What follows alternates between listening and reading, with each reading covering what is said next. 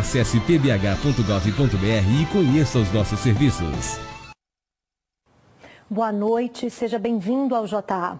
A mulher suspeita de matar uma empregada doméstica por motivos fúteis dentro de um ônibus do MOVE no início da semana em Belo Horizonte foi presa hoje depois de se entregar à polícia. Ela deve ser indiciada por homicídio duplamente qualificado. Novas imagens internas do coletivo divulgadas pela Polícia Civil mostram parte da ação. Nelas, a autora aparece dormindo no banco do ônibus. A outra passageira chega e se assenta ao lado. Elas discutem por um tempo, até que a doméstica muda de lugar. A autora vai atrás dela, pega a faca no bolso e ataca a vítima. O motorista estaciona e todos vão para onde está a mulher. A suspeita foge, correndo em direção à rodoviária. A PM é acionada e o SAMU chamado. A mulher é socorrida, mas não resiste aos ferimentos e morre no hospital. De acordo com as investigações, a autora do homicídio é Letícia Campos da Silva, de 21 anos. Funcionária de uma lanchonete no centro da cidade. Ela se apresentou numa delegacia. Segundo a polícia, Letícia confessou ter atacado a vítima, a doméstica Valdete Lopes Queiroz, de 49 anos, após uma discussão dentro do ônibus. O motivo seria uma briga das duas pelo assento do coletivo. A vítima, ela adentra o ônibus, procura um local de costume para sentar e, ao assentar, ela esbarra na autora que ocupava 2 assentos pelo fato de estar cochilando. E esse esbarrão provoca uma discussão. A vítima coloca o dedo em riste no rosto da autora.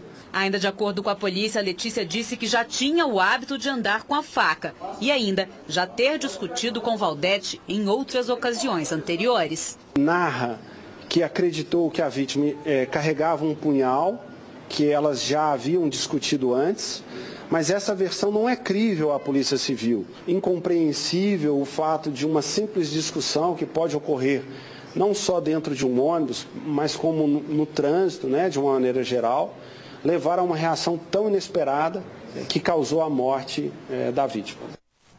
Um jovem foi preso suspeito de espancar um idoso em Varginha. Ele seria um dos envolvidos no assalto que exibimos aqui no JA no início da semana. O suspeito foi localizado na residência da companheira dele no bairro Barcelona, em Varginha, e foi conduzido para a delegacia.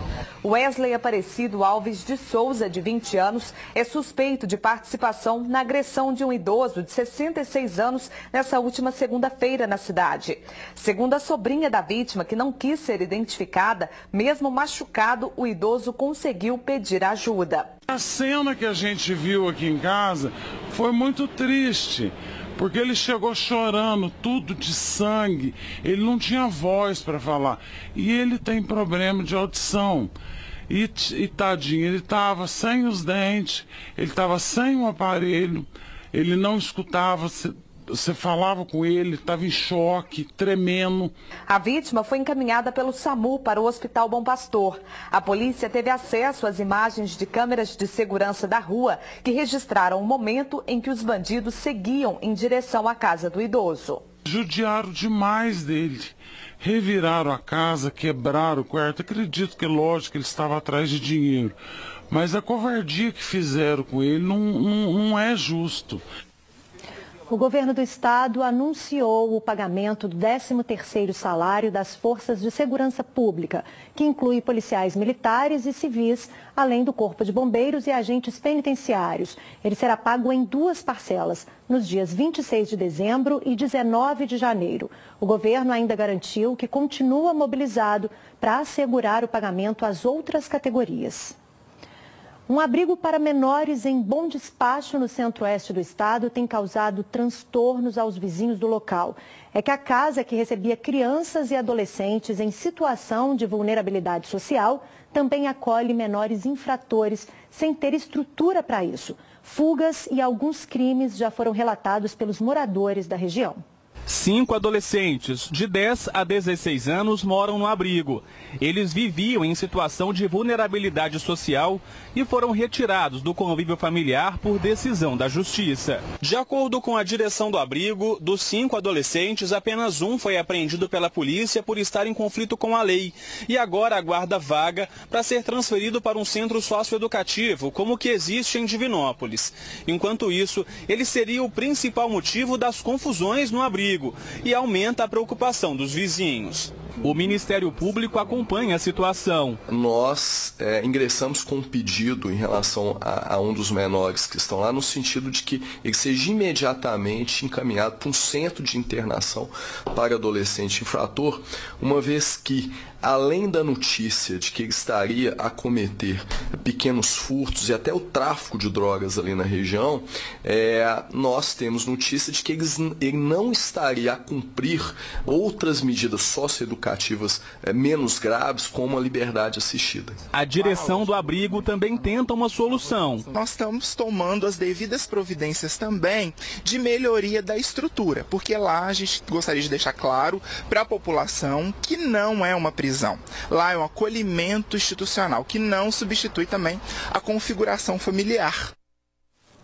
Agora vamos mostrar a história de uma família daqui da capital que precisa muito da sua ajuda. O Sandro e a Raquel têm 2 filhos, o mais velho com paralisia cerebral. Os pais nunca mediram esforços para cuidar do menino. Só que agora quem também precisa de apoio é a mãe dele, vítima de um AVC. Depois do derrame, ela perdeu os movimentos da cintura para baixo. Delícia!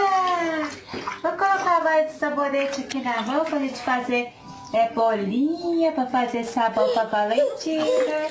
É só encostada na cama e com alguém sempre por perto que Raquel consegue dar banho na filha mais nova. A dona de casa perdeu os movimentos das pernas depois de um AVC, quando a Valentina tinha apenas 1 mês de vida. Raquel chegou a ficar em coma e esteve entre a vida e a morte. Quando ela entrou em coma, aqui em casa, eu levei ela rapidamente lá para o hospital. Quando chegou lá, o médico constatou que ela estava dando uma hemorragia no cérebro.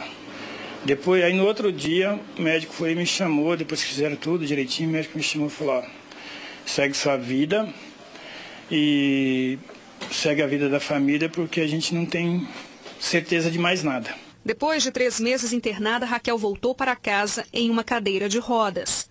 Ela, que sempre cuidou do filho de 12 anos com paralisia cerebral, agora precisava de ajuda para tudo. Minha vida mudou completamente. Hoje eu não consigo nem virar na cama.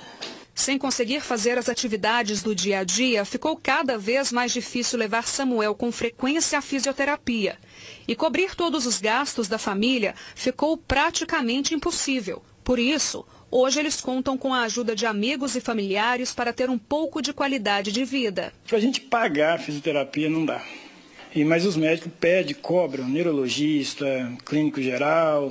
E a possibilidade de andar existe, mas precisa de fazer tratamento intensivo com ela. A esperança do casal é conseguir ajuda financeira ou fisioterapia gratuita para que Raquel possa voltar a andar e ter uma vida mais feliz. A situação está um pouco difícil, está pesado, né? Porque nós fizemos um plano, só que Deus preparou outro pra gente, né? Eu quero dinheiro, eu não quero dar, eu não quero nada, eu só quero voltar a andar. Preciso de voltar a andar para me cuidar dos meus filhos. É uma situação difícil mesmo. E quem puder ajudar de alguma forma a família com os custos do tratamento, basta entrar em contato com o Sandro pelo número 98561-1339, o código é o 31. Uma idosa de 94 anos sofreu queimaduras pelo corpo depois da explosão de botijões de gás em uma casa do bairro Praia, em Contagem. Ao chegarem ao local, os bombeiros constataram que houve um rompimento da mangueira, o que pode ter provocado a explosão. Parte do imóvel ficou destruída. Houve queda da laje de um cômodo e a parede da cozinha ficou comprometida. A Defesa Civil foi acionada para avaliar os danos.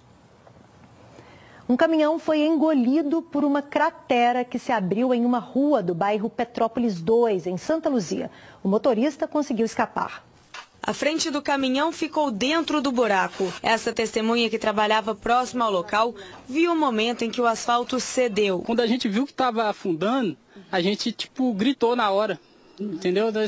Sai Vinícius, sai Vinícius. Foi 2 vezes, entendeu? A primeira, o amigo dele conseguiu sair, na segunda já afundou de uma vez e por pouco ele saiu. Assim que o motorista percebeu que o caminhão estava afundando, saiu rapidamente. No local está sendo construído um loteamento. De acordo com a Defesa Civil, ainda não se sabe o motivo do acidente. Os indícios iniciais dão a entender que foi um rompimento da galeria pluvial que corta o loteamento. O engenheiro responsável pela obra não quis gravar com a gente, mas em conversa com a nossa equipe, ele informou que a empresa AEP Engenharia vai arcar com todas as despesas do motorista. O caminhão já foi retirado do local. O número de motos cresce a cada dia nos centros urbanos e pelo fato de os motociclistas terem o corpo tão exposto, o percurso fica ainda mais arriscado, o que aumenta a necessidade de redobrar a atenção. Por isso, o JA traz algumas dicas de segurança. Confira. É nas rodovias que ocorrem a maioria dos acidentes mais graves. Este piloto se acidentou em uma curva e não sobreviveu. O perigo está também nas cidades. Este motociclista bate em cheio na traseira do carro. Segundo o Leonardo Tagliatti, instrutor, as situações que mais matam no trânsito são o excesso de velocidade, a junção da bebida alcoólica com a direção e a ultrapassagem em local proibido. O cruzamento é um local de pouca visibilidade, um local onde geralmente o condutor ele passa sem reduzir a velocidade, então é fundamental que o motociclista, sendo um veículo mais frágil, respeite as regras de preferências, as sinalizações viárias como uma parada obrigatória, como um dê a preferência. E na ausência da sinalização? Isso, na ausência, aí vem o artigo 29 com suas regras de preferência, que seria quem vem pela rodovia terá preferência rotatória e quem vem pela direita, isso em cruzamentos não sinalizados. É importante a gente frisar que o pare não é diminua a velocidade, né? Tem que literalmente parar. Literalmente parar. Hoje é cultural essa questão de dar uma olhadinha, mas se fosse para dar uma olhadinha seria o dê a preferência, que é reduzir e se vier alguém para. Aqui a gente tem uma situação de treinamento em que o piloto trabalha com o equilíbrio. As atitudes do piloto podem evitar ou contribuir para que os acidentes aconteçam. Que é uma manobra que fazemos para verificar se o condutor ele sabe dominar a motocicleta em situações de curva, por exemplo, onde ele deve evitar usar a embreagem, usar o freio de forma brusca, podendo assim causar um acidente de trânsito. O motociclista que trabalha com o transporte de carga deve respeitar algumas regras específicas, como o uso do colete, capacete e baú com adesivo reflexivo, da antena corta-pipa e da proteção popularmente conhecida como mata-cachorro. Não usar o capacete, empinar a motocicleta, transportar criança menor do que 7 anos ou que não tenha condições de cuidar da própria segurança, andar com farol baixo apagado durante qualquer horário, isso leva a uma infração gravíssima com valor de R$ 293,47 e suspensão da CNH. O Grupo Diários Associados traz um novo recurso para quem gosta de ler o jornal Estado de Minas.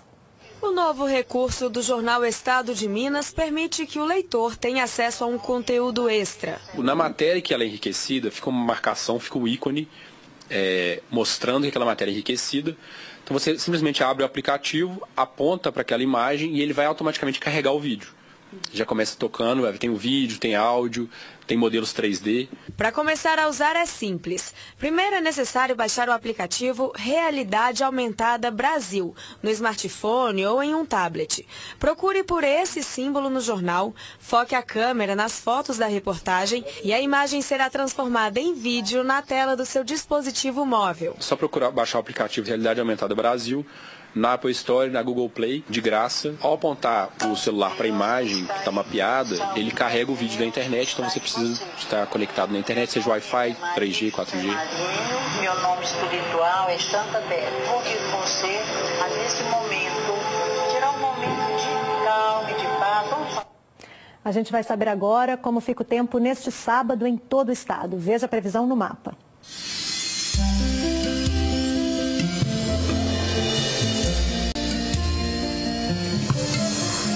O sábado será de céu parcialmente nublado e com possibilidade de pancadas de chuva em todas as regiões. Na capital, mínima de 19 e máxima de 28 graus. Em Iturama, a temperatura vai de 23 a 34. De 21 a 30 graus em Presidente Bernardes. Varia entre 17 e 33 em Inconfidentes. E em Teófilo Otoni, mínima de 21 e máxima de 31 graus. Diante da chegada do verão, o último mês do ano traz com ele uma discussão importante sobre a prevenção ao câncer de pele. A campanha Dezembro Laranja foi criada para conscientizar a população sobre os riscos da doença, decorrentes principalmente da exposição excessiva ao sol sem proteção.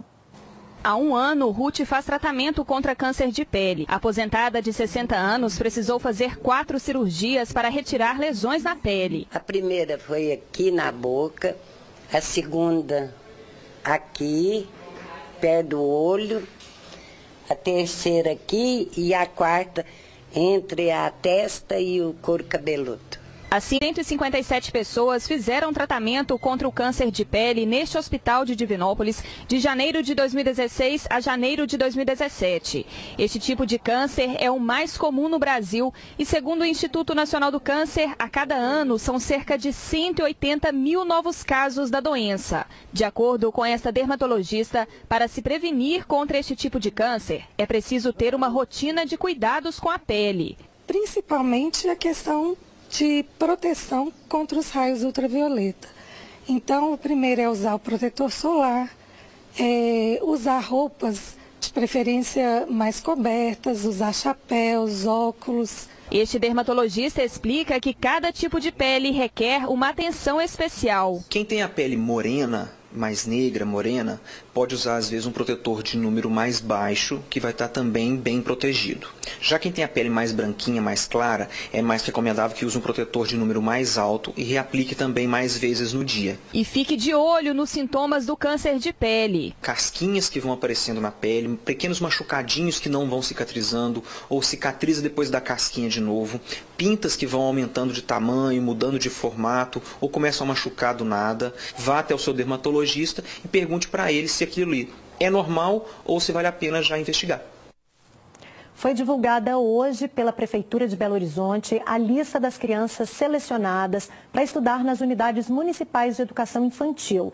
A relação traz nomes dos meninos e meninas com idades entre 0 e 3 anos. Foram no total 31 mil inscrições, mas somente 12 mil alunos conseguiram a vaga. Para saber se o seu filho foi um dos escolhidos, entre no nosso site alterosa.com.br/JA. Lá você vai encontrar um link para preencher os dados solicitados. A matrícula deve ser realizada entre os dias 18 e 22 de dezembro. Quem não comparecer ao MEI para concluir o processo, perde a vaga. Nós voltamos já já. A banda Pato Fu vai levar para os moradores de Janaúba, no norte de Minas, um pouco de conforto às vésperas das comemorações natalinas. O grupo realiza neste domingo um show em homenagem às vítimas da tragédia que sensibilizou o país inteiro há pouco mais de 2 meses. O evento é um presente do Servas e da CEMIG aos moradores de Janaúba. O show, Música de Brinquedo 2, vai ser todo apresentado com instrumentos de brinquedos e vai ter a participação dos bonecos do grupo Giramundo. E a programação não para por aí. Nós vamos ter também uma programação para a cidade, para as crianças, né, da cidade, com o Sesc de uma rua de lazer, o caminhão de luzes da CEMIG, que tem um Papai Noel também, vai circular pela cidade. Então é um momento de alegria, né, para essa cidade que emocionou todos nós. As atividades são em homenagem às crianças da creche Gente Inocente, que no dia 5 de outubro deste ano foi incendiada. Ao todo, a tragédia fez 57 vítimas. 13 pessoas morreram. A banda Pato Fu e o grupo Giramundo abriram mão dos cachês para participarem deste momento. O show gratuito vai ser neste domingo na Praça Viva Vida, às 7 da noite. Eu sei que é difícil, essa dor, ela vai demorar muito para passar. Mas eu acho que a gente pode contribuir sim com um momento de alegria para essas crianças. As crianças merecem muito.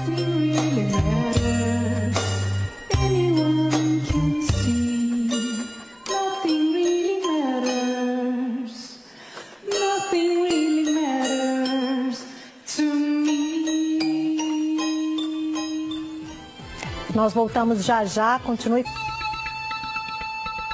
Voltamos com alguns dos destaques do SBT Brasil. Você vai ver, professor de futebol é acusado de chantagear e abusar de crianças em São Paulo. Comitê de Ética da FIFA suspende presidente da CBF, Marco Polo Del Nero, por 90 dias. e um ensaio fotográfico para incentivar a adoção de animais. Obrigada pela companhia durante toda a semana. Eu volto na segunda a partir das 7h15. Ótima noite para você e até lá.